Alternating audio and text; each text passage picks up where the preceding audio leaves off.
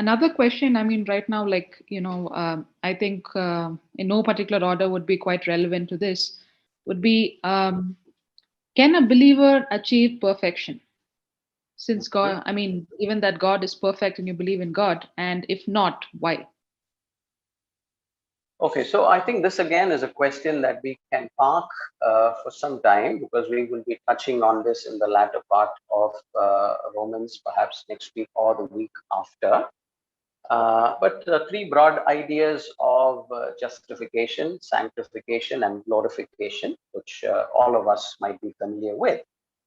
At the moment we receive the person of Jesus Christ, we encounter the person of Jesus Christ, we understand the gospel, we are justified, and Jesus's righteousness is imputed on us, okay, by merit of his finished work on the cross. So from that moment on, we are ushered into God's kingdom and we are adopted into God's family.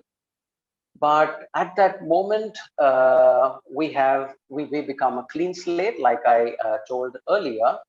But do we continue to be a clean slate? Well, not at all. Each of us, by experience and through our personal lives, we know that we fail and falter repetitively.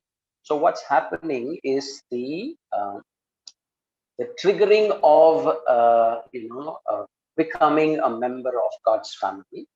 But the idea of sanctification seems to be growing progressively into the likeness of Jesus Christ, one moment at a time. And this cannot again be a miraculous overnight phenomenon. Well, if it were, then we would not be people of character. We would not have developed, the virtues just by our ongoing, continual obedience to the Word of God on a daily basis.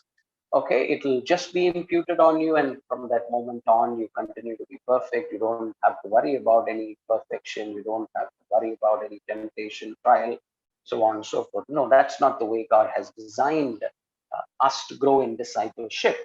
We are inducted into his family, and once we are born into this family, we understand how this family operates. We understand what the head of the family likes and loves, and what he lives for, and what he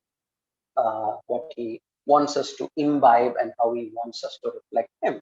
And so that process of reflecting Jesus, that process of growing into the likeness of Jesus, being transformed in our mind and our thinking and in our character and in our decision making and our choices, like the person of Jesus Christ, is an ongoing process. Okay, and when will I, reach the 100 mark there, and how soon will it happen?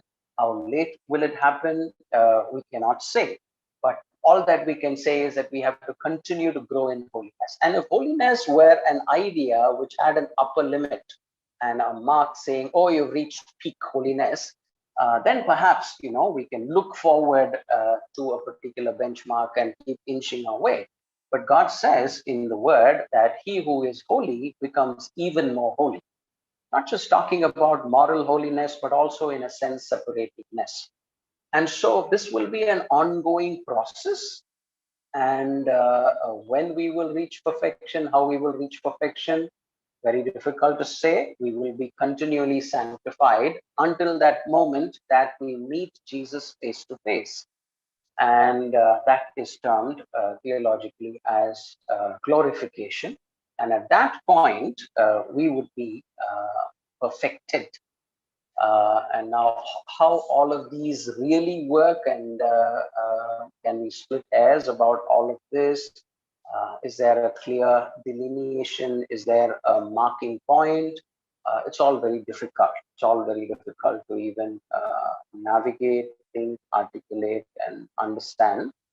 But we will grow into perfection one day, one moment at a time. And it is a continual process, because perfection, I don't think, has a final benchmark, and if God is the perfect being with a capital P, we can at best become perfect with a small p. We can never, come head to head with God and say, just like God is perfect, I am also perfect. No, He's perfect with a capital P, and you will reach perhaps a degree of perfection. And God tells us to continue to keep working out our holiness. Yeah, I hope that helps.